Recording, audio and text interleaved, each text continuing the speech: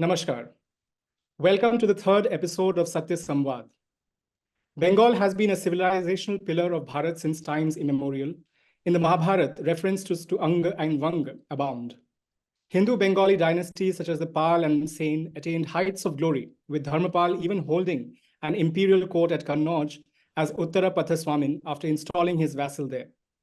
A 3rd century civilization has been recently found near the surface of Gobardhanpur in Patar Pratima block in Sundarbans.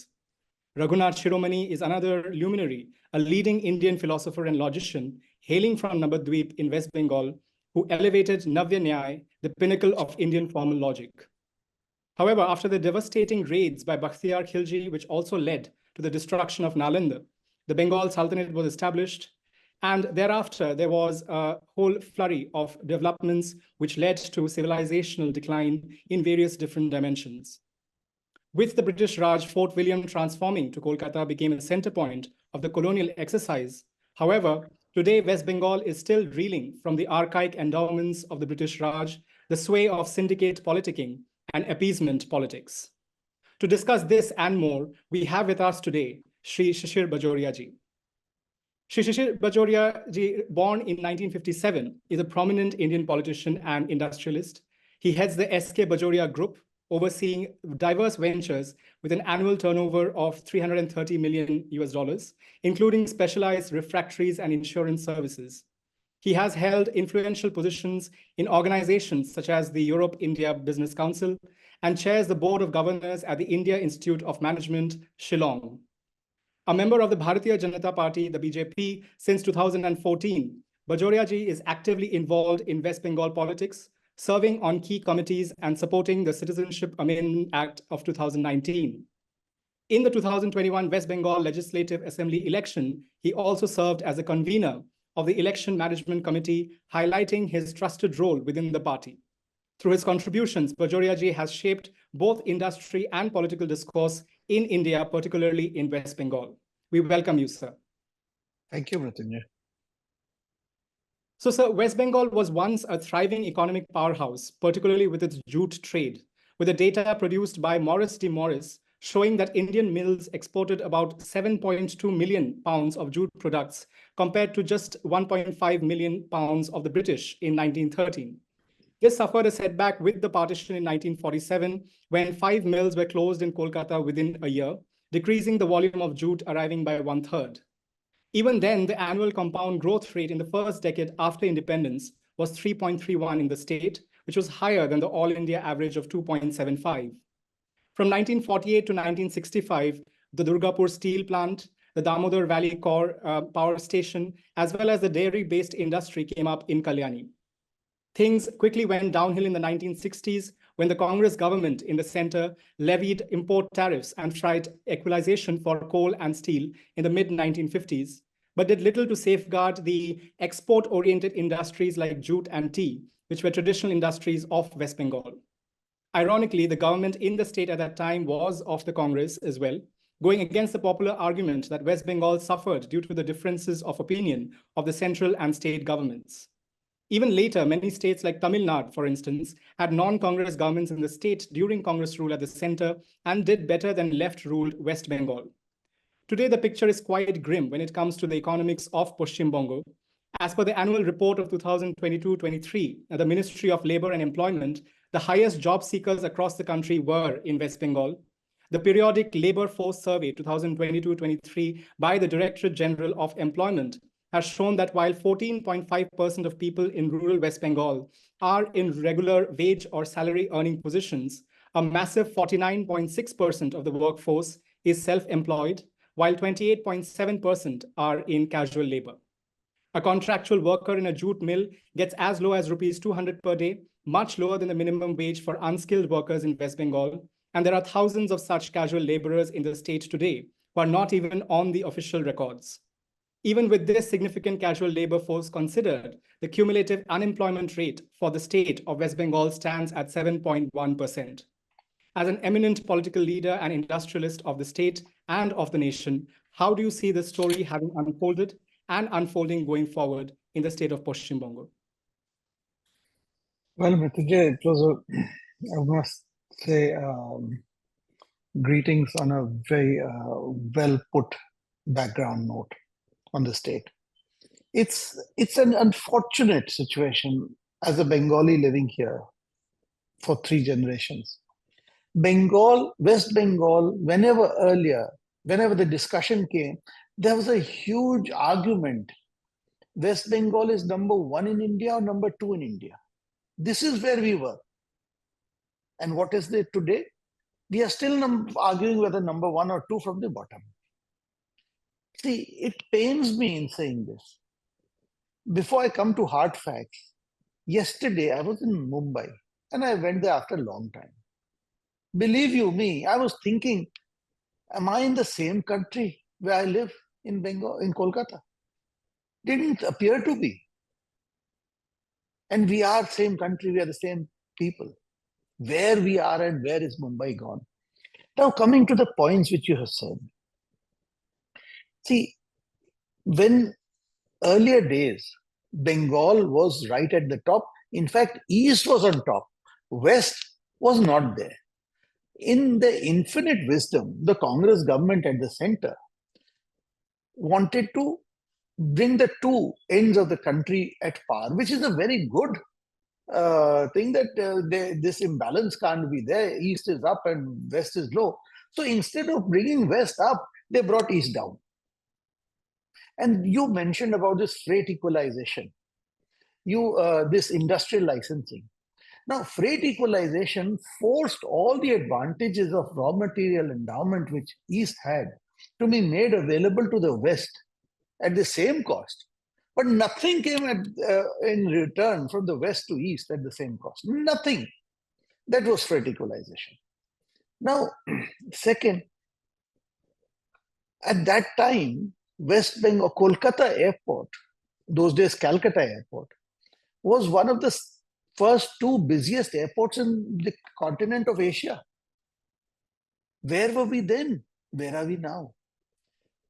You see, you mentioned about what happened, about the steel mills that came up, about the Kalyani that came up, the township. But it stood still with Indian Iron, with at Burnpur, with Durgapur Steel, with ASP. Things just stood still. The great Ambassador car factory in Srirampur, it just stood still. Jute goods had an unfortunate issue of suffered due to partition. Pre-partition of the country, on the eastern side of Bengal were the jute cultivation, and on the western side were mills. Now, the day the country was partitioned, mills remained here, raw jute went to Bangladesh. So, what will the mills produce with? There was hardly any raw jute here. Of course, it took years for this imbalance to get sorted out. The imbalance to a great extent today is sorted out. But then, in the process, the jute industry also suffered on account of modernization, where I would blame even the jute mill owners or the jute mill management, let's call it. Now, coming to issues like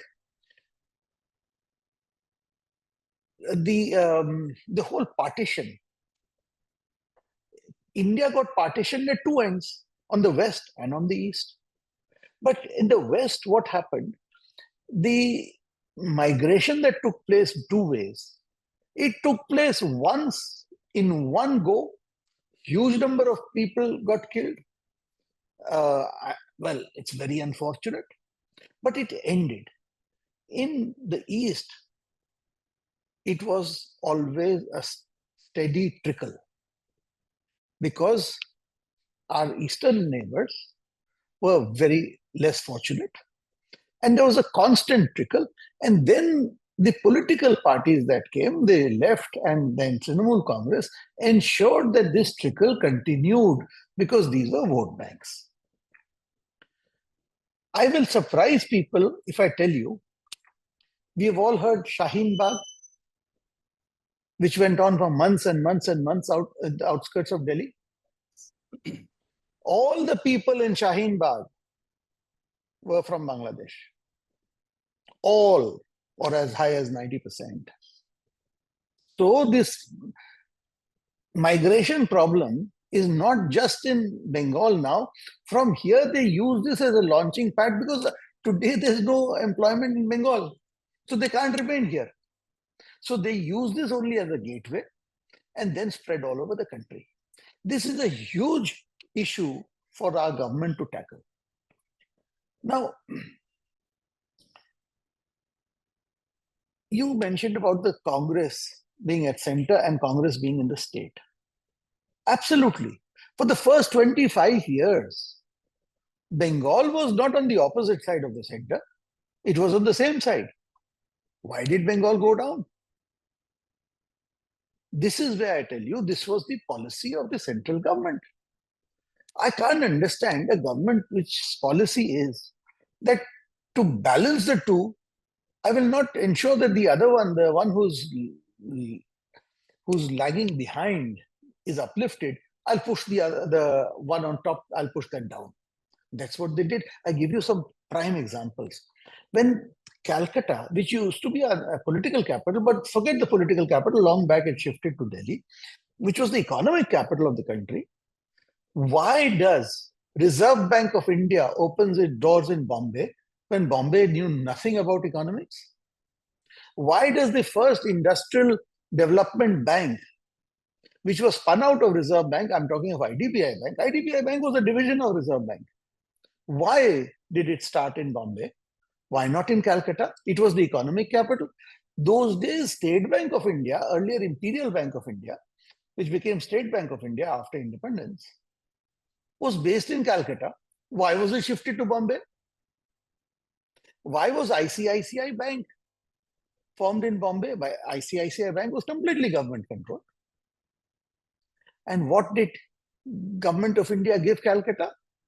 The Industrial Reconstruction Bank. That means we know that all the failures are here. So here you have a bank where all the bad assets will come. My question is, that time both the government, state and center were together. Why did all this happen in Bombay and not in Calcutta when Calcutta was the economic capital? Okay, today if something new comes up in Bombay, I won't blame it because it is gone. Calcutta has lost its, shall we say, advantage. Those days I would hugely question, and I still question it. Now, when the left rule came, see, first of all, we have to divide it in two parts. First, there was a 5-year period when it was the United Front government of Ajay Mukherjee. And then that was the period when Naxal movement was at its peak. Huge crime. As a teenager, I won't forget that. You could not move out of your house once forget darkness, one dusk settled. It was that bad. So that is where the first flight of capital took place. See, for any businessman, even if you open a cha dukaan, what do you want? Before you look at sales, you want to protect your capital. No? If your capital is not protected, you're not going to be there. So after 5 years, the Congress government came again. There was a period of uncertainty because Article 356 was used thrice. And then from 77, in a non-stop 34-year rule, it was the CPM. Now here the state went through a roller coaster, but each time the roller coaster was going down and down. Now, while they made a very strong announcement that we will not let the mistakes of the United Front government be repeated, very good announcement. But then what happened? Politicization of workforce happened. Violent trade union activities happened. Very proudly, CPM leaders, ministers, very proudly in a formal meeting, in a speech would say, well, we have to acknowledge that we have contributed one word to the Oxford Dictionary, and the word was gherao. You should be diving for cover in shame, not celebrating this word which came to Oxford Dictionary, gherao. There was quite a few killings of managers. Each time, first they would say, oh, it's bad, but quietly protect the worker. Now, this started rattling the businessmen, the capital. Naturally so. And slowly, the flight kept on increasing. Then came a period, 95 to 97, where there was a renewed drive for industry, and left for once came out with a policy which was, we would like to woo industry. It was a welcome policy. I was part of it, where they said, we are not only just going to be industrial friendly, but we will woo industry. Excellent policy. And in just 2 years, West Bengal saw the highest amount of proposals just filling in West Bengal. Then the CPM machinery kicked in, and each one by one, all the proposals were scuttled, and we were back to where we were. Well, with my background, you know I was part of that team. So, I'll use one Bangla term. The communists called themselves the Sarvaharar party. The people who have lost everything. Well, for Sarvahara's party, there has to be Sarvahara. If there's no Sarvahara, the party won't remain. So people have to remain poor for this theory, shall we say, niti to remain. And this is what unfortunately was followed. And the state went again down and down and down. Now, we spoke about various things like cut money. Whatever they did was very refined, was very controlled. This cut money actually started with syndicate. They didn't even call it syndicate. It was, look, these are unemployed people. For survival, they are doing some supply work. We'll deem it a great favor. Why don't you give them the supply contract? After all, you have to buy sand, you have to buy bricks, you have to buy this, you have to buy that. Give them. They are youngsters, youth. What would you do? You would say, okay, after all, there are people, do it. So they started it like this. Slowly, that give these youngsters supply contracts became syndicate. And then this became my right. And Trinamool started from there, and then they kept pushing it up and up and up. Now, going back to the politicization of the workforce, a huge number of mandates were lost. Huge number. Strikes. Then they found that strikes is not so easy to call, because after all, there are certain do's and don'ts for the trade union to call a strike. So instead of calling a strike, they would call a band. What's the difference? Band is by force, by brute force, you're bringing the city to a standstill. To call a strike and to call a legal strike, not a strike which can be struck down as illegal, the workers have to vote for the strike. What happens if the workers didn't vote for the strike? So they would not take the risk. You have the state transport, you have the lathi, call a band. Withdraw the trams, the buses, the public transport. Where will you go? Absolutely. So the band started becoming very successful. And this is where industry was hurt. Now, Mamata Banerjee first came to one of the chambers and announced, you will see no more bands when we come in. The first band, she did it. Now, this is where, unfortunately, it went down. And the latest episode, which is a very sad episode, where Bengal has been flashed all over the country for all the wrong reasons, Sandeshkhali. Sandeshkhali just did not happen. These women were for years made to suffer sexual harassment, rape. They were like paraded and people picked up. and asked to come where? To party office, Trinamool Congress party office. And men folks were told, they may be your wives, you have no right on them. When we are satisfied, we'll send them back. And that's what used to happen days in and days out. The women folk, or even the men folk, had no courage to come out. They died 100 deaths every day. Finally, when ED raided this Sheikh Shah Jahan, and when ED officials were beaten black and blue, cars smashed, West Bengal police, they didn't even take the phone calls. Not a single cop came out of the police station. Somehow this really got the goat of the villagers. That is when they came to protest. That is where the women folk took to protest. West Bengal police and the Trinamool Congress party and the government thought, this will also die down. We will ensure that it did not die down. It did not die down.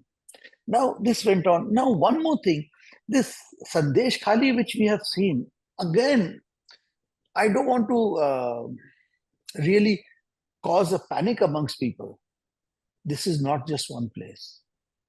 There are many Sandeshkhalis ready to erupt. Sheikh Shah Jahan is not one. I'll just name 2 or 3. Shaukat Mullah, Arabul Islam, all under the political umbrella of a former CPM minister, Raghunatha Mullah. These are all CPM people, all CPM goons. All of them. I have seen them in CPM days. Now, they are all under the patronage of TMC. Now, yes, Shishirji, I think it has been a very, very condemnable, extremely abhorrent kind of incident. And you gave a beautiful exposition, which was so comprehensive in various ways. And we would like to kind of bring it in segments, essentially, for the viewers and for taking the discussion forward. Just to kind of give a little bit of a personal kind of intervention or an insight perspective of sorts.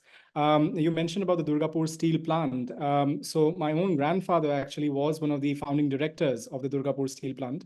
And he also had a firm of his own for steel as such in Durgapur itself.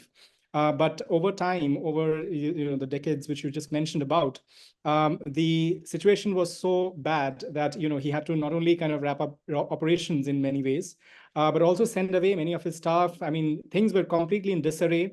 And this is something which is a lived experience. And I'm sure people across Bengal saw the scourge of nationalism, of course, as well as the many various other aspects that you mentioned. So coming to our next kind of point of discussion, and which we have already touched upon, which is very important. So with the rise of the left forces in West Bengal, the labor was politicized and the youth were funneled into this political machinery that saw the politics of development being intertwined with party patronage. So as you mentioned, the man days lost due to strikes in 1980 was, let's say, 1.48 million. But in 2000, it came to be about 3.11 as per the government of West Bengal's own economic review of 2004 and 5.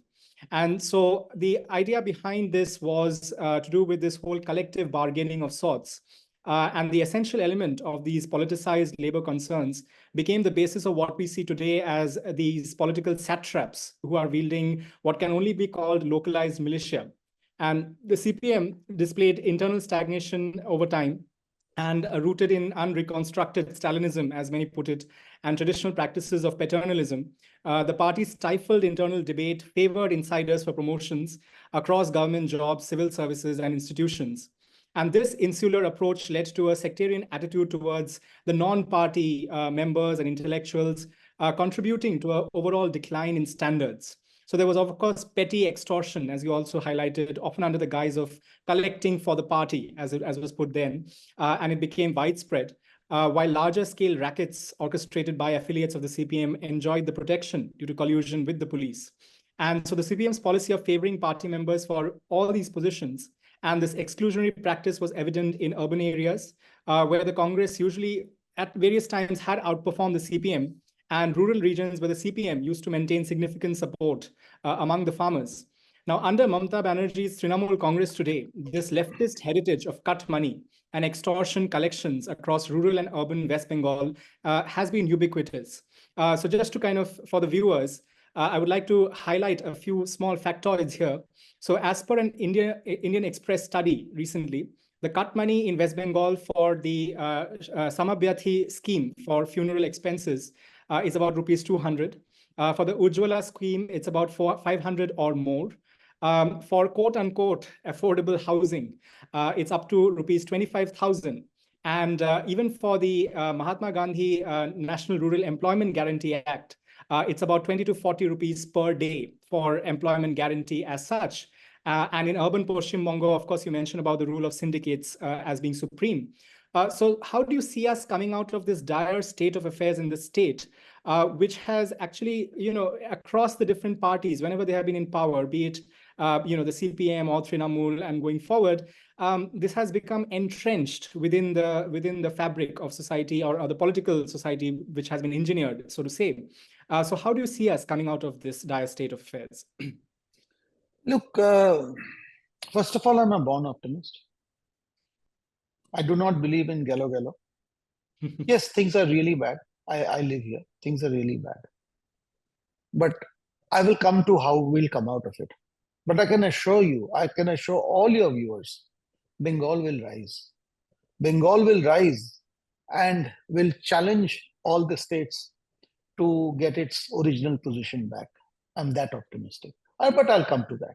So today, as you very rightly said, see, this during the left period, the CPM's period, it was all between party and non-party. Now, to give you certain inside stories, and these are facts. See, a CPM member, a party member, used to contribute to the party by a levy.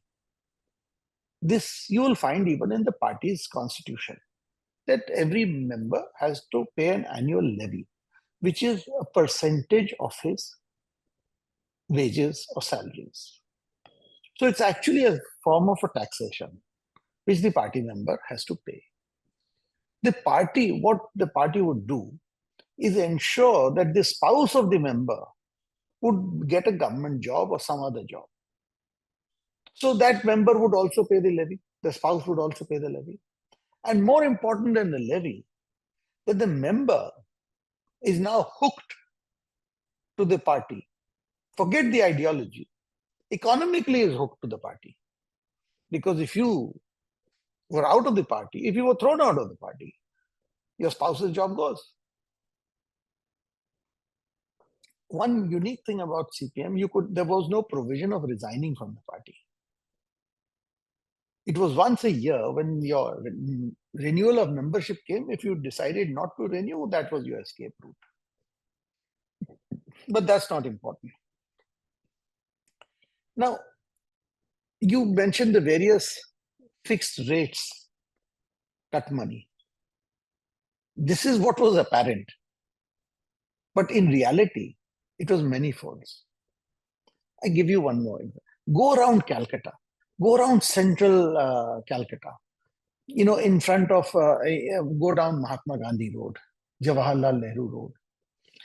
There are no pavements. It's all full of hawkers. How? Who gains with these hawkers? Yes, it provides livelihood to the unemployed. But if the shop sells, the state exchequer gets a tax revenue. When the hawker sells, the local dada and the police gets the revenue. You see the point? So the state's exchequer goes down, and the locals, by that I mean the dadas, the political dadas, and the local police, they are the ones who get the revenue. So today, police has even cut out a part of many roads, fenced it for pedestrians, because they know that pavements have gone.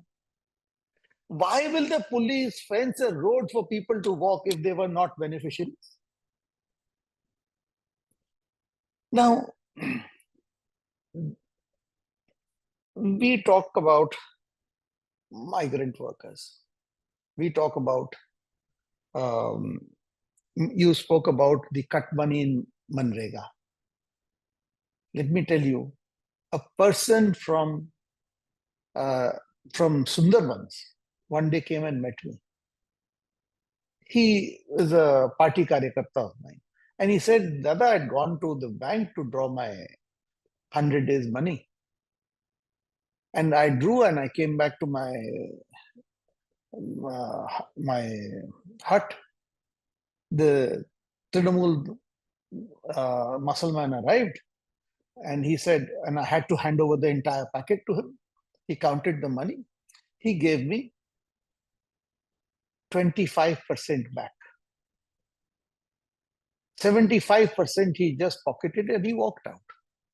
So I said, but why did he let you go to the bank? He could have just as well gone himself. He said, he knows where will I go. Even if I go to the bank, I pick up the money, I have to wait for him to come and collect it from me. This is the state of affairs. This is extortion. And what does our chief minister say? Our chief minister thumps the table and says, my state is number one in 100 days job. I have said this many times, Madam Chief Minister, 100 days job is not an earning, it's the minimum guarantee. If you say you are number one, that means you are running a state where people are the highest unemployed in the country. She does not see that. Why? Because she and her goons make money on that. So for her, that is more important than a person getting an honest salary. This is the unfortunate. Now, we go to how will this state come out?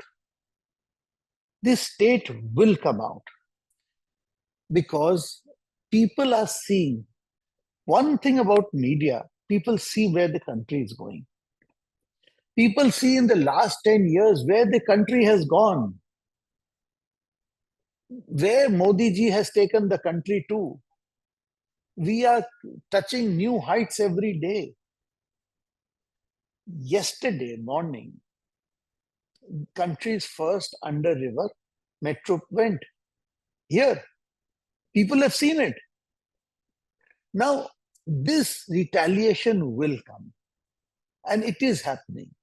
Why Sandeshkhali happened? It was a retaliation. You know, as we say, when paap ka ghada bhar jata hai, to phatta hai. Very true. These sayings are not just in the air. These are facts. How long will you make people suffer? After all, why did all kingdoms in the world vanish? Why did jamindaris go? How Trinamool runs the government here is exactly what the British did when we were slaves. British hardly had many officers in India, in East India Company. It was very few. So they would have a Raja, one of us. Raja, under the Raja, there would be a Jamindar. Under the Jamindar, there would be a Subedar. This is what Sheikh Shah Jahan, Arabul Islam, and Shaukat Mullah are. And they are the ones who carry. Now, let's go back to the heydays. Why Bengal was at its top? Why the British came to the shores of Kolkata or Shutonoti, Kolikata those days? Why? Because they saw the wealth. Why did this gentleman from Rajasthan, who got the title of Jagat Seth, come to Murshidabad? Why? He saw the potential. By the way, that Jagat Seth was not a person. Jagat Seth was the title given to him because his hundis were legal tender across the world. Indian hundis were legal tender across the world. That was Bengal. That was Murshidabad. And this is where we were residing. Then these kind of examples are galore. I give you even till late 60s. Entire North Calcutta, you know, the famous Bada Bazaar, which is known as, it was the commercial hub of, it was known all over the country. Bada Bazaar had many so-called basas. Basas were dwelling places. So people from all over the country came looking to Bengal for work. Bengal was the bread basket, not just from an agriculture point of view, but also from an employment point of view. It provided bread to everybody. So bachelors would come, stay in the basa. They would get one, they'd rent one cot. Upstairs on the roof was the kitchen. There's no basa left. Give you one statistic. One common food item in the country today is idli dosa, right? Kolkata city had 2,200 idli dosa shops, down to 300. Who told me this? One South Indian shop wala told me. Sardarjis, all taxis were run by them. You don't see a single Sardar. Why? They've got better places to go and work. There's no work here. It was said that trains used to come full of students to get Vidya here. This is the land of Saraswati. This is where Vidya was. And trains used to go empty. Today, trains go full of not just students, of all our youth seeking for jobs outside. Trains come empty. Bidhannagar, Salt Lake, which is Calcutta's twin city, is an old age home today. I call it a Vidhrashram. Why? All the youth are gone. One day my son tells me, I have hardly anyone of my age here. So this is where we are. But again, this revolt is taking place. Believe you me, the right government is going to come to this state. I don't want to get into politics, but this government change is now inevitable. What Modi ji has given to the country, this state cannot be kept away from that. This state will also benefit. And this is where this state will fight for its original position. Absolutely. And I think the the multifaceted way or in which the current government in the state has actually made the state suffer, unfortunately. I mean, when you talk about the deterioration of the educational system, one just wonders, as a history buff, I mean, what was started back in the day in the 12th or 11th, 13th century with the destruction of places like Somapura and Jagadalla Vihara, right, which were centers of intellectualism and spirituality, unfortunately, because of politicking and corruption, is being taken forward in the modern times in a very different way, but to the same kind of effect, essentially, where there is a drainage of the talent that we see, the brains that we have and have always had in Bengal, so to say. Now, coming back again to the recent incident, which has been in the news and which has made Bengal be in the news for the wrong reasons, is of course the tragic episode that has happened in Sandeshkhali. So allegations of land grabbing and systemic sexual exploitation against Shah Jahan have been making the rounds. And however, what is rather strange, or actually not so strange and sinister, is the way in which the state machinery has been colluding, of course, and protecting. So, for instance, the West Bengal police refused to hand over the case of Shah Jahan to the central kind of investigation bodies. And I mean, the government itself has actually gone against it in a very vocal manner. The interesting point is that Shah Jahan once was a laborer in Sandeshkhali's fisheries and brick kilns, if I'm not mistaken, and he joined CPM in 2004, guided by his uncle. And then in 2012, he shifted to Trinamool Congress, aligning with Mukul Roy and Jyotipriyo Mollik, rising to power and with political support, making this fishery mafia, so to say, that seized farmlands for fish ponds, exploiting the poor farmers.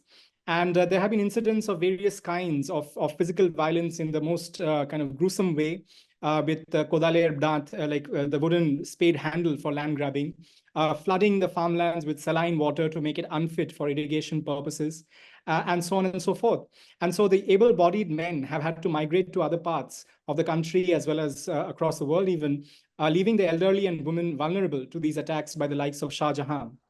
And so one just wonders, because there has been an episode of this kind back in the CPM days, when we talk about the Morijhapi massacre of the Dalit Hindu refugees, which was a very unfortunate incident in the tenure of Jyoti Basu and the CPM government, where the irony is that anywhere between 5,000 to 50,000 were killed in those massacres. However, the state record said that only 2 died during those massacres, so to say. And the level of corruption, the level of governmental complicitness and perversion of the system is again being seen under the Trinamool Congress in the context of Sandeshkhali. So could you please give us a little more insight into this whole phenomenon of governmental collusion and the manner of perverting the entire system in this brazen manner, so to say? See, first of all, let me touch once on this Shah Jahan. He actually was also a migrant, an infiltrator from Bangladesh. And that is how he came here. All of them, and I won't name some of the ministers of this present government, all, you may have a humble beginning, I have no problem. The country's prime minister had the most humble beginning. He was selling, as a kid, he was selling tea for, delivering tea for his father in the railway platform. That's not an issue. He's actually grown up from there. But some of the ministers who today have amassed huge wealth, one of them was selling egg rolls. I do not decry the selling of egg roll. It is an honest job if you do it honestly, not the way they have done. Two ministers got together, filled up the water bodies, which cannot be done as per law, as per order of the High Court. And a huge complex called Gulshan has come up, where not a single Hindu can live. Yes, sir. And where is it? It is just within the municipal area of Kolkata. It's in your heart of Kolkata. A Rohingya basti has come up in the heart of Salt Lake. A Rohingya basti has come up. How has it come without state support? Going back to Sandeshkhali, Sheikh Shah Jahan was on the run for 55 days. I challenge anybody, he was not on the run. He was in the tender care, mind my words, tender care of West Bengal police. You know why? It is unfortunate that the Director General and Inspector General of West Bengal Police himself was on the run for 20 days from the law. So police force whose top number one was on the run himself for 20 days, for him, a fugitive on the run is normal. Na? So, coming to this area again, how was he caught? It was decided that today we have to hand him over. But before that, below Sheikh Shah Jahan, the three Hindu netas of Trinamool Congress were first handed over. Again, see this. It just did not happen. It was part of a design. First, the Hindu netas were handed over, then Shah Jahan. And by the way, what you said about not handing over to CBI, each step, West Bengal government has spent the taxpayers' money to go to Supreme Court to stop central investigation. And each time they have lost. This time too, they stopped CBI. Now, this Sheikh Shah Jahan case, when the court ordered, they refused on the basis that we have gone to Supreme Court, so till Supreme Court verdict, we will not hand over. But has the Supreme Court admitted your SLP? Even before that, forcibly they said no. It's only when the Honorable High Court of Calcutta said 4 p.m. or I'll do contempt that they had to hand over. One scene which we saw on the TV, when Shri Sheikh Shah Jahan was in the car with the West Bengal police, I was wondering when I saw the visuals on the TV screen, whether he was under arrest or the police was arrested by him. When he would walk, all the police would stand at attention. By the way, when police stand at attention, that's their form of saluting. They were saluting Sheikh Shah Jahan, who's under arrest. Poor chap. I really felt bad for him. Today he was made to really feel like a detainee. when he was physically handed over to CBI, you should have seen his entire, that whole swagger, every went in one shot. He realized, as they say, dal chawal ka daam. Now, this is how these people have to be. Look, he is a criminal, but he was treated as, in Bangla, we would call Jama Yadur. Absolutely. And sir, I think that is, you just mentioned about these three Hindu leaders being, put forward before Shah Jahan himself. And this is kind of in continuation to a long kind of, tradition of appeasement-based politics that has been going on for a while.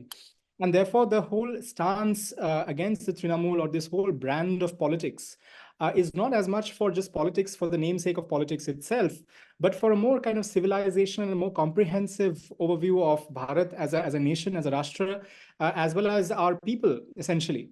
I mean, the Hindus have been at the receiving end of many of her policies, many of her initiatives in the wrong way. So, for instance, be it her over-the-top reactions on Jai Shri Ram chants, in May 2019, the rise of radical figures like the fatwa man of Bengal, Nurur Rahman Barkati, who famously promised to pay anyone who blackened PM Modi's face, and has graced Trinamool Congress rallies in the past. The state government curtailing the time traditionally permitted for the immersion of Durga idols to allow a break for Eid to happen in 2016. Subsequently restricting idol immersion on Dashami beyond 6 in 2017. The militant outfits like Harkatul Jihadi Islami, the HUJI, spreading their tentacles deep into the countryside of Bengal. Even frivolous tactics like the West Bengal Council of Higher Education, replacing the Bengali word for rainbow from Ramdhenu, which transliterates rather to Ram's bow, to Rangdhenu, which is the bow of colors, and the persecution of patriotic citizens like Padma Shri Qazi Masum Akhtar by fundamentalists in the state when he asked his students to sing the national anthem, all point towards this worrying descent of the state into a pit of appeasement-based politics, communalism, and intolerance, to the extent that even Asaduddin Owaisi, spoke about, Mamata Banerjee looking down to the Muslims of the state as human indicators of Muslims being very low, and yet her appeasing them for votes, essentially, right? So, and if you look at the records, and if you look at the data from the Center for the Study of Developing Societies, for instance, the Trinamool Congress has secured a sizable chunk of the Muslim votes right from 2016. So it was about 51% in 2016, 70% in 2019, and thereafter 75% in the 2021 Assembly elections. So looking at this, all these developments that have been taking place, right from the time when she put lockdown during the Sri Ram Janmabhoomi Teerth Kshetra Bhumi Pujan, to today when she is talking about waging jihad on the BJP and various other forces in the country, it has gone from bad to worst. So what are your thoughts on the same? See, let's go one by one. Imam Barkati. Imam Barkati, if you ask any Muslim leader or an Islamic scholar, will tell you Imam Barkati was not fit to be made an imam. I will not get into the specifics. I know a few things. It was his brother who was to be made an imam. I'm going back to CPM days. Imam Barkati was appointed imam during CPM time. Imam Barkati had done a few things which he should have lost his imam position there and then. But he was protected. Now, when Modi ji wanted to remove this these red light, flashing light on people's cars, make people, remove the VVIP culture. Imam Barkati, when he was told you have to remove the red light from your car, how did he get a red light? Only Mamata Banerjee can answer. But you know what he said? He said, no power on earth can remove my red light. This was given to me by the British. British have to come and take it. That was his Ashparda. Now, the fatwa, by the way, for clarification of your viewers, fatwa is not an edict. Fatwa is a response to a question of a faithful to his imam. And now what some of these imams do, in answering the question, they twist the answer in a manner that it reads like an edict. Yeah. So this is a fatwa. Now, I have met the president of the Tipu Sultan Mosque, where he was Imam. And I told him, oh, by the way, yes, of course, who does not know your mosque? After all, Imam Barkati. He took umbrage. He said, I'm the president. Who's that? He's a nobody. I mean, this is his standing in his own mosque. Now, you spoke about Durga Puja and Eid. Yes, this what you said has exactly happened. Durga Puja immersion was stopped. We had to go to court.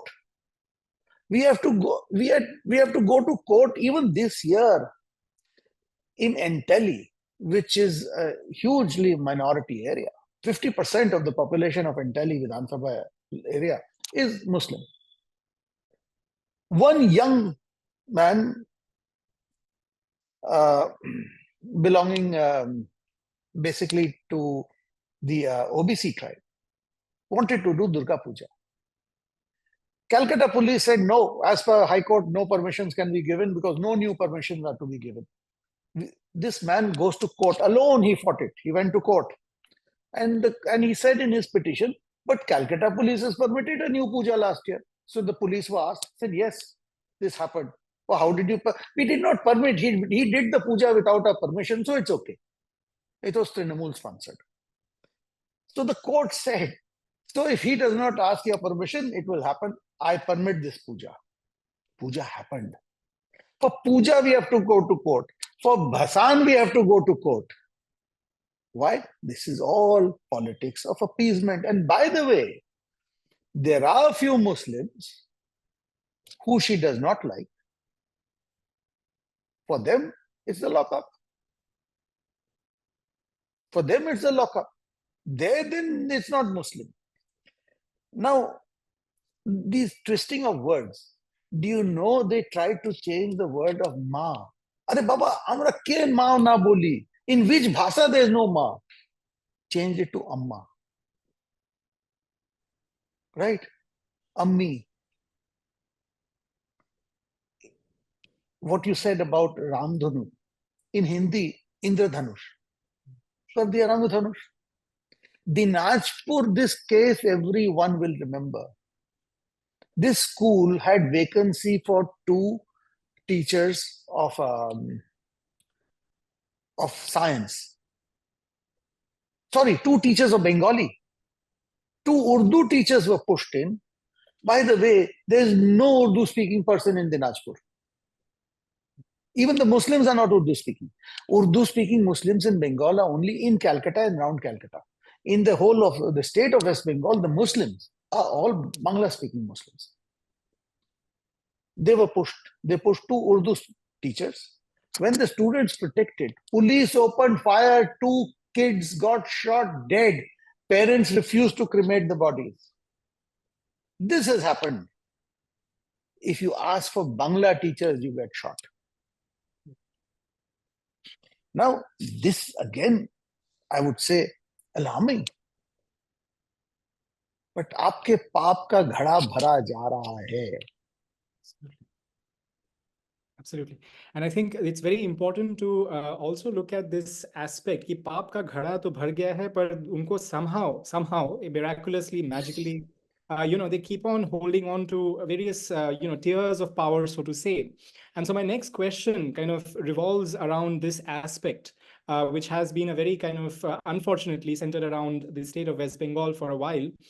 So West Bengal contributes 42 seats to the Lok Sabha and is a very important kind of state, so to say, when it comes to national governance and politics.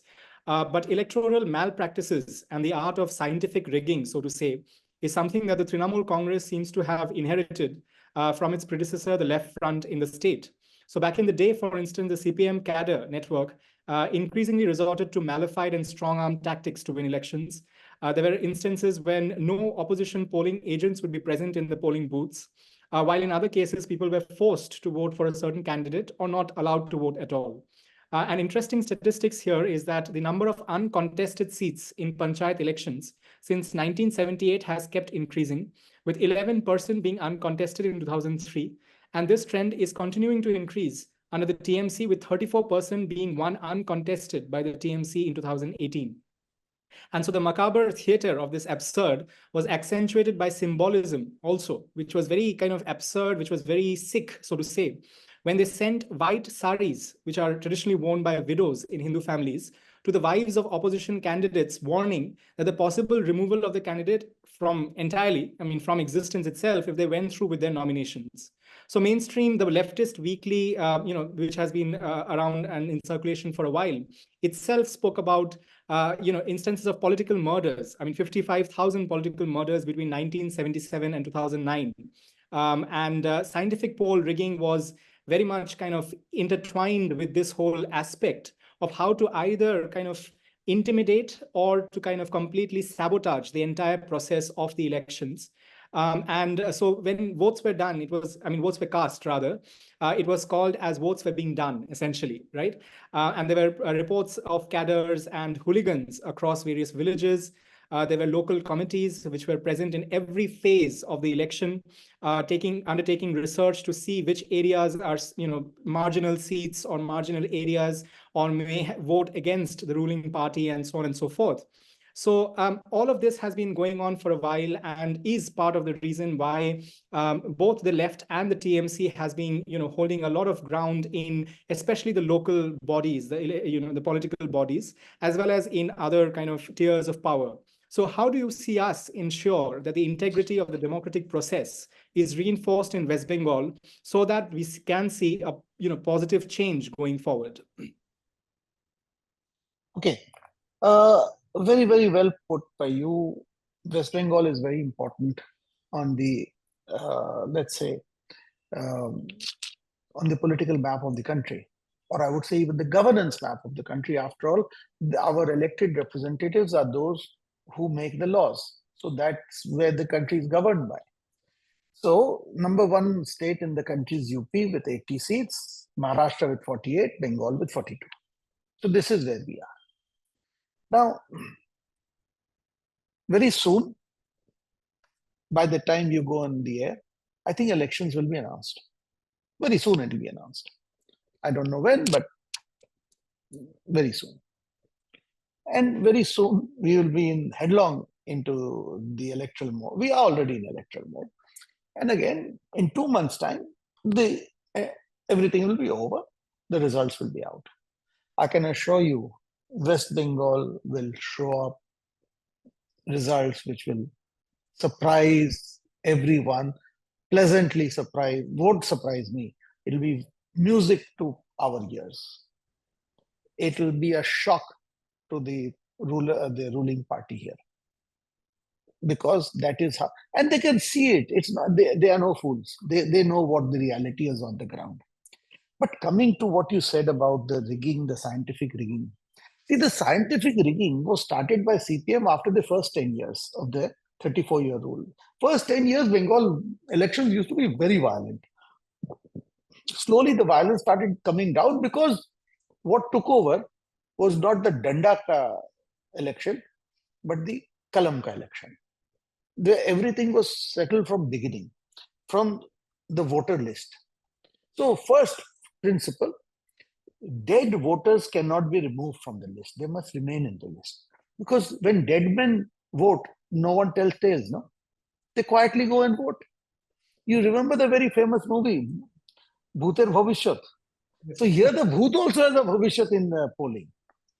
And I have, as one of the responsibilities I have from the party, I head the election commission department.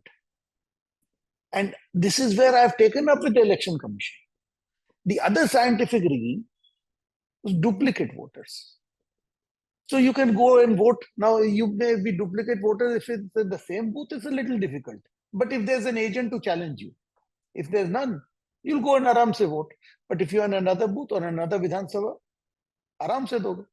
This year, we took to the election commission detailed 17 lakh duplicate voters. And by the way, for your viewers, what was the difference in 2019 results between BJP and Trinamool? 17 lakhs. Duplicate voters were precisely 16,91,000. The difference between Trinamool and BJP in 2019 Lok Sabha was 17,33,000 there. And in the duplicate voters, there were nearly 12,000 duplicate where even the voter ID card numbers were same. You see, everyone, and if you tell Trinamool, they say, well, what, not our fault, Election Commission of India did it. Election Commission of India does not have any staff. It is done by the DM's office. Who runs the DM's office? QED. Now, this is the extent of so-called scientific rigging. But by the way, we caught it. We gave them each detail of each duplicate voter. So we are sure coming years, we will read this out. Now you talked about Panchayat. You see, this is the problem. I hope someday this law will change. In our country, elections are held under two different laws. The Representation of People's Act is for the legislature. That means the Vidhan Sabha and the Lok Sabha. And the Rajya Sabha. The Rajya Sabha also comes, but the voting pattern is different.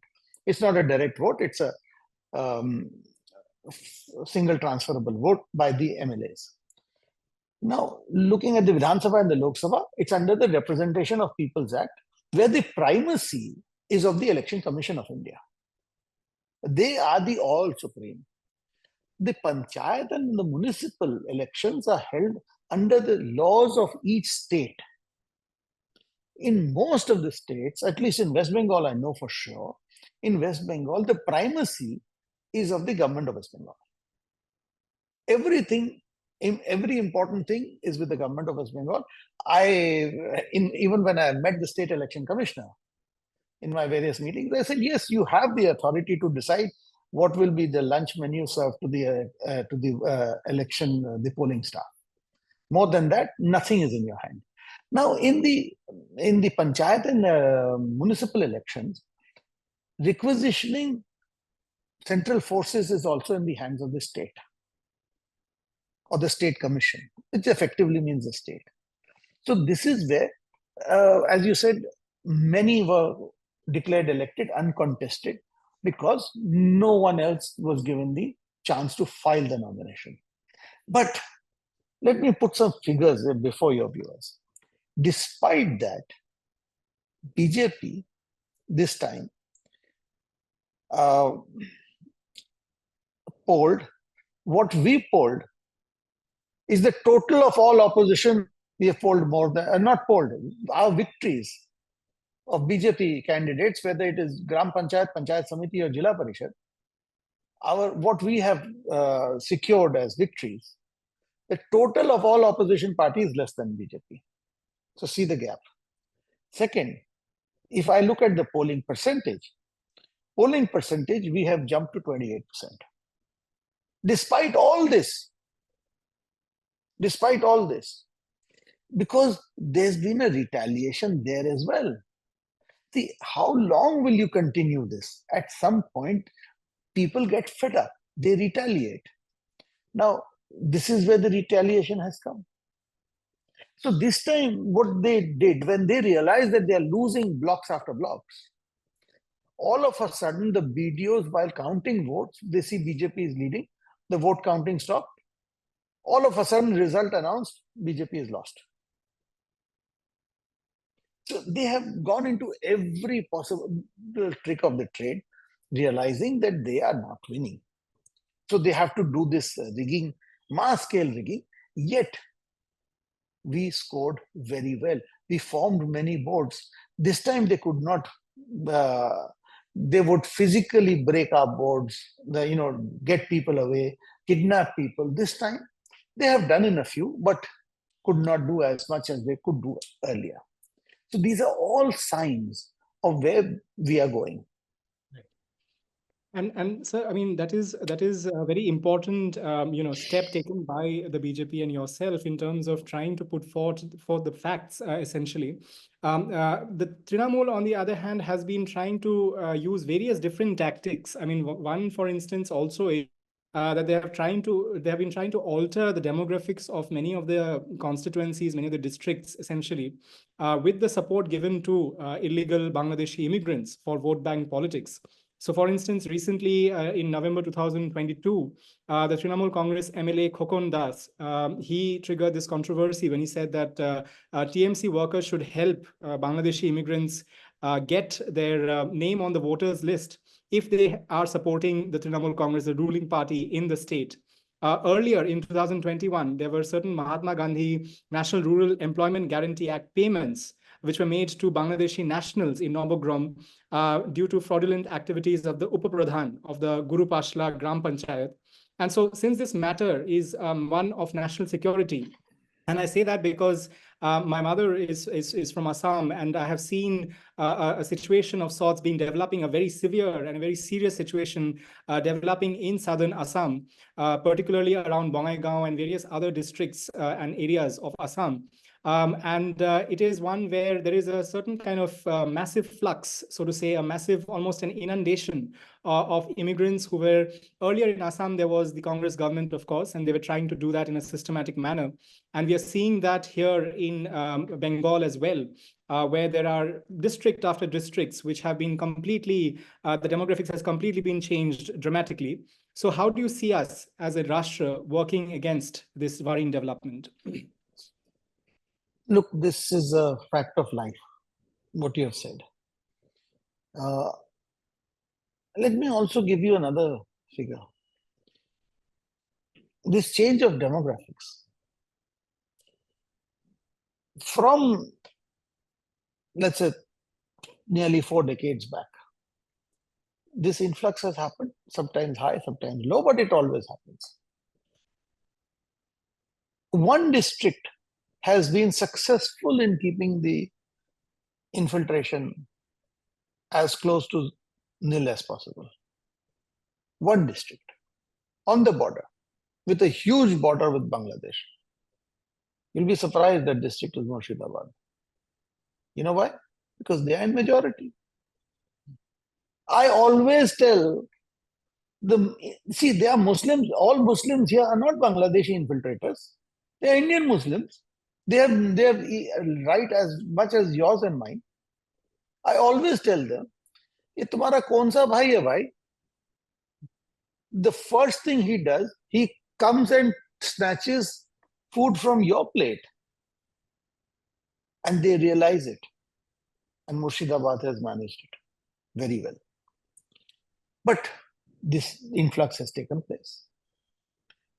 It is now down, the speed of this infiltration is low. By the way, why are they against CAA? CAA does not take anyone's right of citizenship.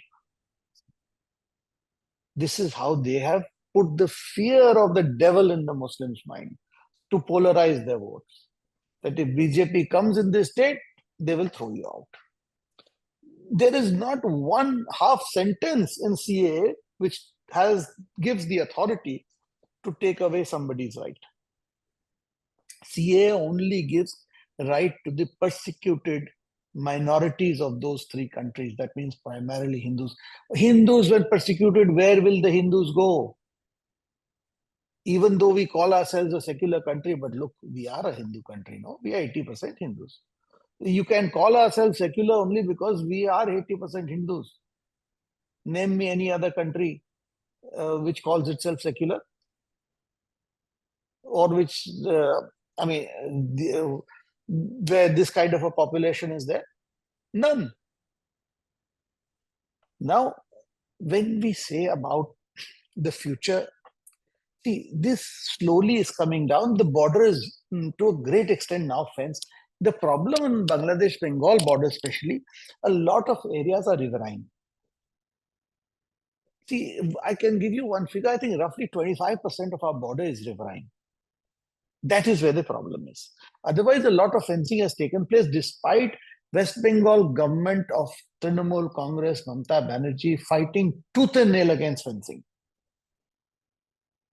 When the border, the control area of BSF was increased from 15 kilometers to 50, she was one chief minister who said, do not cooperate with BSF.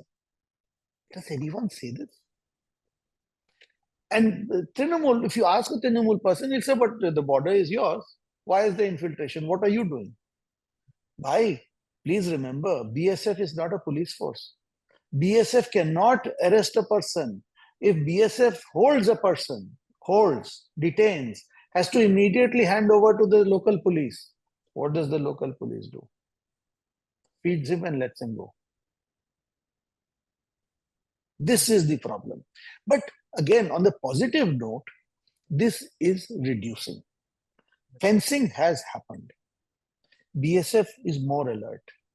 And this will reduce more. But will it stop? No, the imbalance between the two economies is such that it will not stop. And this vote bank politics will go on. Even when they lose, they'll still try. Absolutely. Absolutely. I think it's very important that you highlighted this point that, the government is going ahead with kind of securing the borders, of course. And it's interesting that you mentioned Murshidabad, because if I'm not mistaken, Murshidabad and Malda are areas where I think the Trinamool is not as strong as in many other places. Even though there is a sizable kind of Muslim population, there has been a lot of resistance from the ground, so to say, in Murshidabad and Malda, in the recent past. Now, coming to this aspect of the infiltration, and thankfully, we are kind of getting a control on that. But West Bengal has also been a hotbed of terrorism, unfortunately, in recent times. In July 2022, for instance, the Special Task Force of the West Bengal government intercepted a pickup van in Birbhum district in, I think, Muhammad Bazar, seizing about 81,000 detonators. Rintu Sheikh, the alleged mastermind, was arrested. And the NIA in September 2020, 2 years before, had arrested 6 terrorists with links to the Al-Qaeda from Murshidabad in West Bengal. There are organizations like the Ansarut Tawhid Vi Biladu Hind, the AUT, which is an India-specific jihadi outfit that has pledged allegiance to the Islamic State back in September 2014. Even had an online propaganda for ISIS in Bengali in November 2015. So when we have a chief minister like Mamata Banerjee who's calling upon her partymen and supporters in Asansol in July of 2022 to launch a jihad against the BJP, what are your thoughts in this crass manner of the jihadification, so to say, or at least the attempts thereof, of West Bengal, and thereby the ripple effects across the country and elsewhere? Mrittunjoy, let me remind you, Durga Puja 2014, precisely on 2nd of October, there's a huge blast at noon in Khagragar. Khagragar is Bardhaman. Huge blast. 2 youth died on the spot in this house. 2 women came out. It was these 2 men who they died in the hospital, but they were badly injured. They preferred, and they claimed that they were the husbands, they preferred to let them writhe in pain, but held the people at gunpoint so that they couldn't come into the house, because this was a safe house making bombs. And you know what West Bengal police did? By an exchange of WhatsApp messages, they detonated all the evidences under the name of controlled detonation. All evidences were destroyed before NIA could come in. BJP held a press conference, and I had done some homework for that. Those bombs were not for West Bengal. Bangladeshi, to hit into the politics of Bangladesh, this group was given safe passage. See how much inland they have traveled from the border to Bardhaman, to have a safe passage, a safe house in Bardhaman to make bombs. Yeah, this is the jihadi infiltration. Trinamool leaders have died in bomb blast. These were not bomb blasts, were accidental blasts while making these country bombs, crude bombs. Yet, their leader does not take any lesson because it's part of a plan. Now, NIA swung into action. Imagine all evidence are destroyed. Controlled detonation. What does the NIA do? Second, just a year later, 2015, 2nd of October, few of us, including me, we went there for a march to commemorate 1 year of this. They didn't even let us come outside of Bardhaman town. Now, those, during Durga Puja nowadays in West Bengal, no newspapers are printed. They ensured that for 3 days, television did not show this. This was the sponsorship, a censorship. Who were they protecting? Why did you do this? If these are miscreants, expose them. There's an issue. Without naming, one of the members of parliament in Rajya Sabha was the founder of SIMI, against whom there was a report from the Indian bureaus against him. It is a fact for his terrorist activities. And this person was sent to Rajya Sabha. And the moment you go to the hallowed precincts of the Rajya Sabha or any Lok Sabha, you are an honorable MP, Mananiya Sansad. And here is the person who was the founder of one of the banned organizations of our country. This is the unfortunate position. Again, I do not want a single viewer of yours to feel, how will we come out of this? I can assure you, have faith in Bharat Sarkar. This Bharat Sarkar means business. This Bharat Sarkar will deliver for every Bharatiya, which includes us Bengalis. We are also Bharatiya. Absolutely. I think this Bharat Sarkar is the one that undertook the abrogation of Article 370, something which has been in the books, so to say, in the proverbial books, or just for the sake of politicking out there, essentially for 70 odd years, and also, so to say, various other measures of security. This Bharat Sarkar is the one that has brought forth the Shri Ram Janmabhoomi Tirth Kshetra Pran Pratishthan as well, an issue that has been going on for about 500 years, of sorts, and various other aspects of national security and civilizational, heritage as well. Now, when we talk about Mamata Banerjee, right, I mean, she has at least tried to portray herself as this alternative, to obviously Shri Narendra Modi ji, and as a leader of the opposition, somebody who could be, the prime minister at some point in time. Now, one of the things that she banks upon is obviously this so-called development model, specifically looking at healthcare, education, and agriculture, right?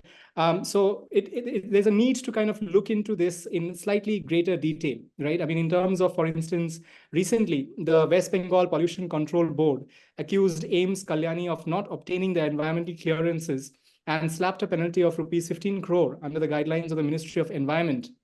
And this is in the light of the faltering healthcare system in West Bengal. This was not quite a positive development, of course. And in a multivariate analysis of Bengal's healthcare by a team at the University of North Bengal led by Indrajit Roy Chaudhary, it was found that 13 districts of West Bengal had low levels of healthcare availability inputs, with these districts accounting for almost 60% of the land and 65% of the population. The results showed that the districts with low healthcare quality and accessibility are Purulia, Malda, Uttar Dinajpur, Dakshin Dinajpur, Jalpaiguri, and Kuch Bihar, constituted by around 17.96 million people. So this whole idea of healthcare being something which there is an alternative, for instance, Mamata Banerjee has put forth alternatives to Ayushman Bharat, has not allowed many elements of that to kind of come through, for instance, that has really affected the people of Bengal. So how do you see us going forward with this dimension of human development in the state? She definitely has this grandiose vision. But Bharat is very, very fortunate. Bharat is very fortunate because each time she has had this grandiose vision about leading the country, she has fallen flat on her face. And this vision of hers is not now. I have seen it going back to early 2000.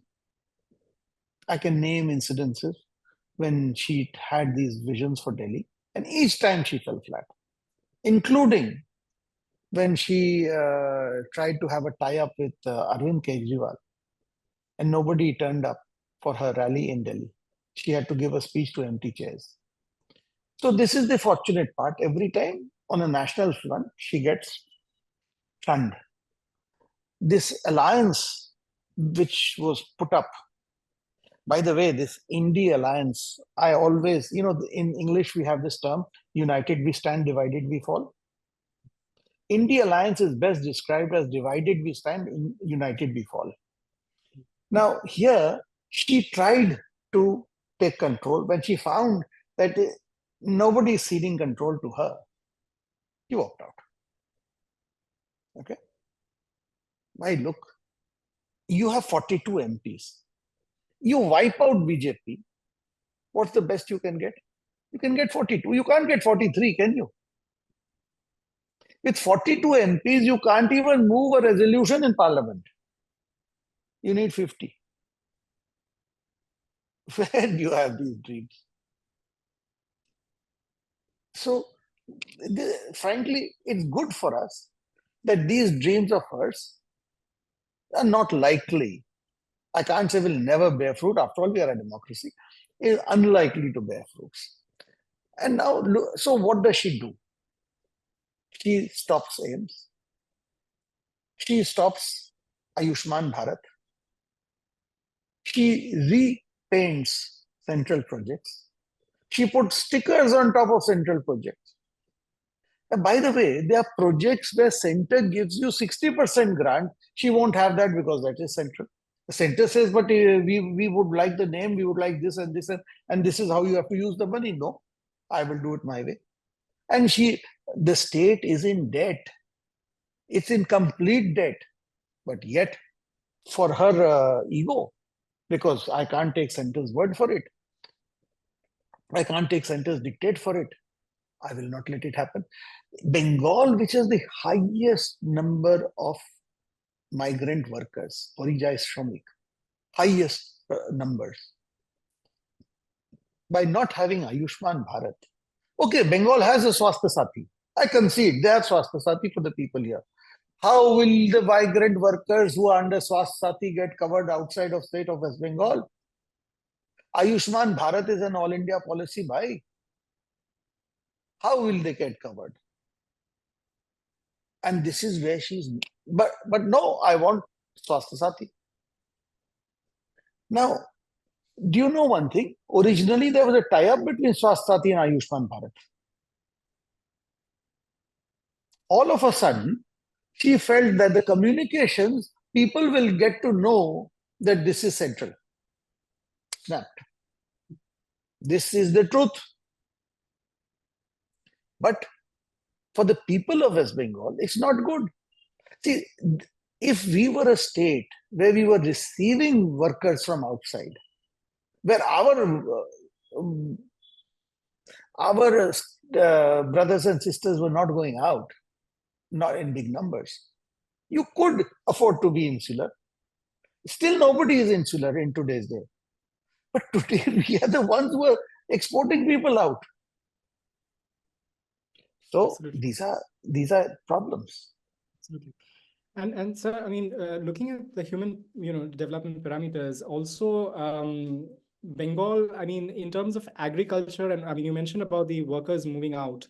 I mean, Bengal has been facing a problem with agriculture as well. Of course, the food economy of Bharat has had significant contributions from Bengal.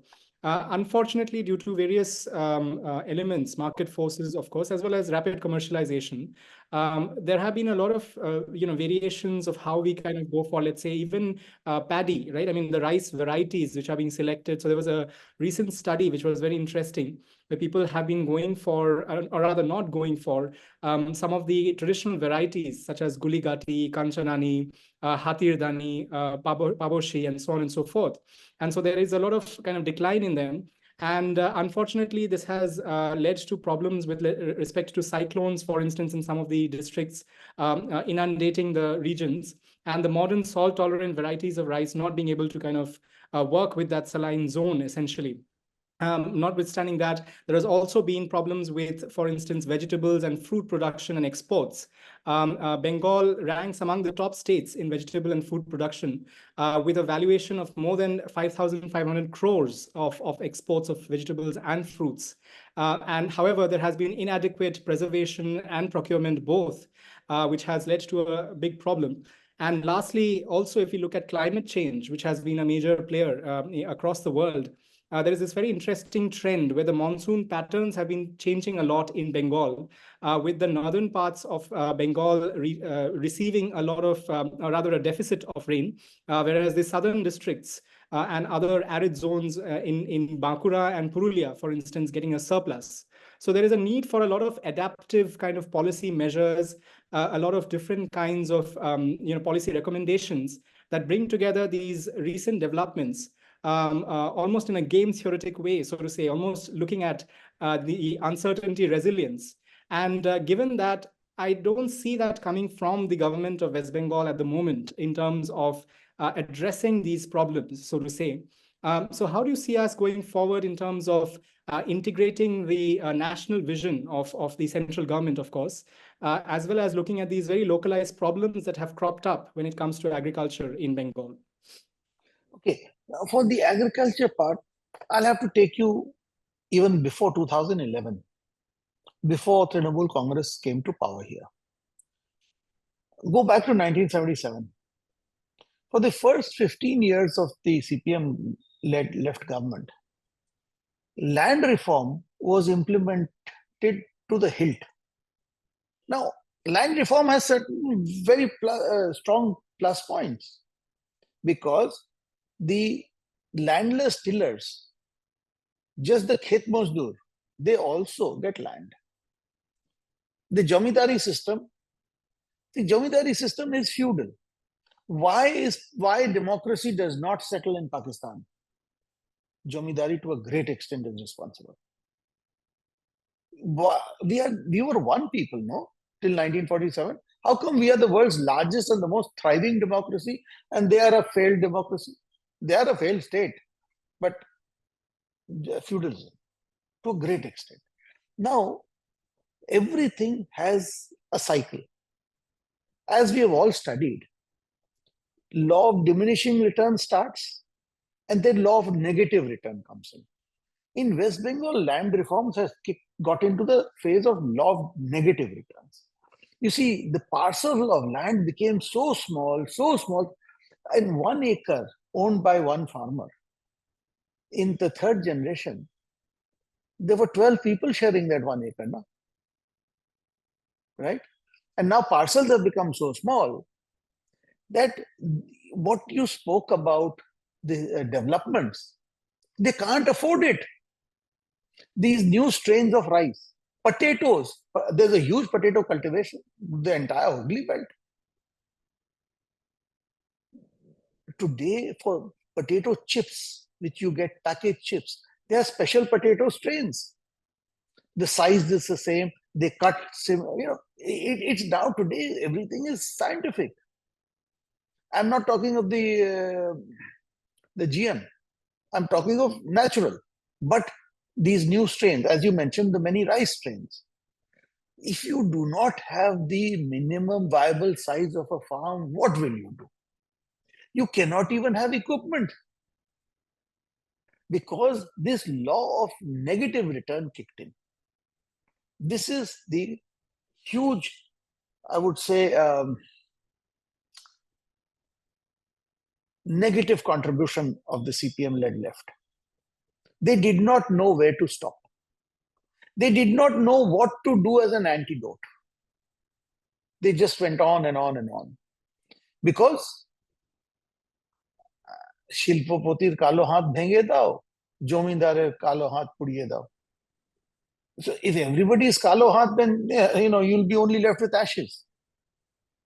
So this is where, now what you talk about weather. Here, full faith in Bharat Sarkar. Timely warnings are given. And it's for the state to implement. And Bharat Sarkar, in times of these crises, is fully there. Whether SDRF or not, NDRF is there with the people. We have seen it. We have seen it. Despite the fact that she wanted to make money in these disasters also. Okay. Till she's there, she can do all this. Now, you mentioned about the abrogation of 370. I'll just quickly touch on that. Abrogation of Article 370 and 35A brought in huge prosperity to a state which was riddled with terrorism, which was riddled with poverty because only 2 families benefited. And let us not forget this great son of West Bengal who gave his life in Srinagar for do vidhan, do pradhan, do nishan nahi chalega. By abrogating 370 and 35A, the dream of this great son of West Bengal was met, no? Sure. And we in West Bengal, we Hindu Bengalis, wouldn't be here but for him. Let's not forget, he was the industry minister. His vision was for industry. He was in West Bengal Assembly. Look up the records of West Bengal Assembly. His utterances on industrial growth. So we must name him, and of course, all the great sons of West Bengal. When you talk about agriculture, all of us recite Vande Mataram. Sujalam Sufalam Malaya Jashitalam. Bankim Chandra, when he wrote this, which field was he visualizing? Which field was the Sujalam Sufalam? Our field, no? It was the fields of West Bengal. He was not visualizing the rest of the country. I'm sure he must have been looking outside his window when he wrote this. That's how poets got inspiration. We are in the real basket. And this is where, okay, our farmers are surviving because we have the fortune, we have the bounty of Mother Nature. But we have not been able to encash on it. Absolutely. And I think you mentioned about, of course, I would like to take this moment to highlight and,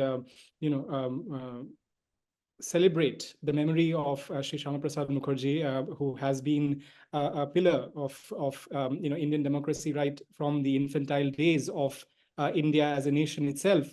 Also, there were various other Bengali leaders as well before independence, including Surendranath Banerjee, for instance, of the Congress, but obviously very vocal, very kind of out there among the masses, trying to mobilize the agrarian communities, various other cross-sections of the Indian communities to kind of move forward towards a certain element of coming back into political, having political agency, so to say.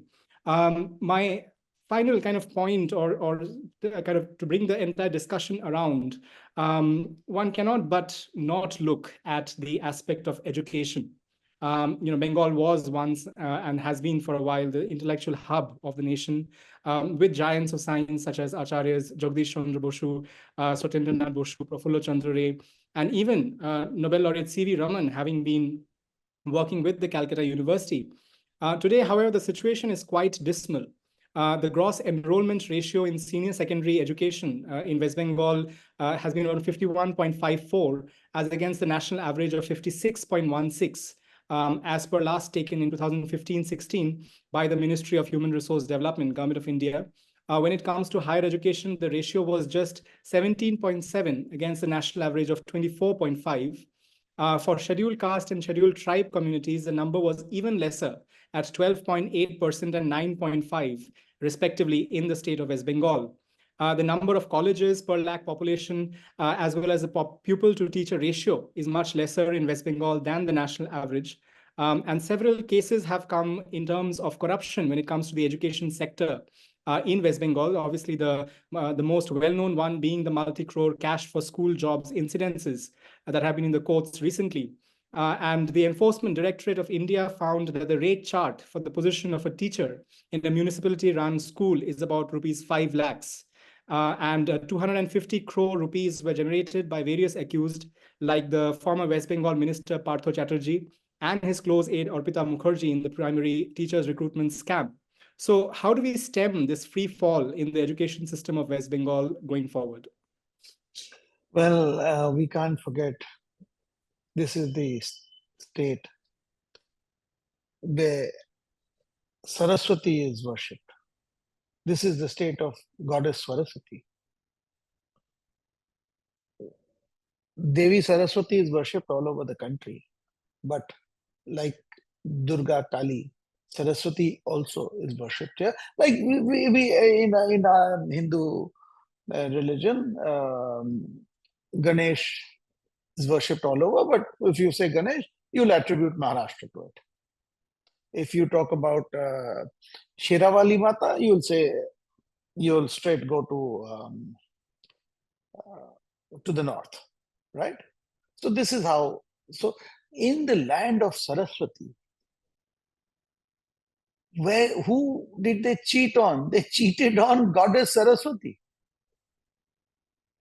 So for the first time, I don't think anywhere we have seen a pile of cash just thrown, where counting machines had to be brought in, reinforcement had to be brought in just to count the crores and crores and crores.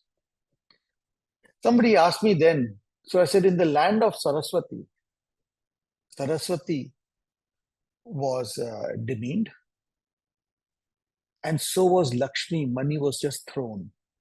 They had so much money, they didn't know what to do. Look at those piles. They were in bundles which were half opened and thrown. Why am I giving these examples? This is when you do ati.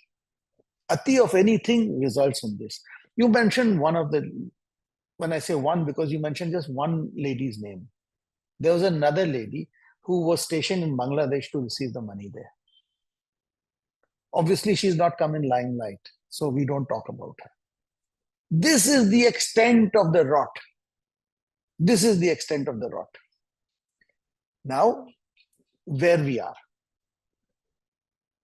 Look, Trinamool Congress says, but we have dismissed him. We have removed him. So, have you done anything to bring him to justice? No. Your justice is I have removed him. See, Bengal was the leading light of education in our country. I remember a student coming from Bombay University to Calcutta University had to lose 1 year. Yes, had to lose 1 year because our standards were there. I won't talk of the current standards.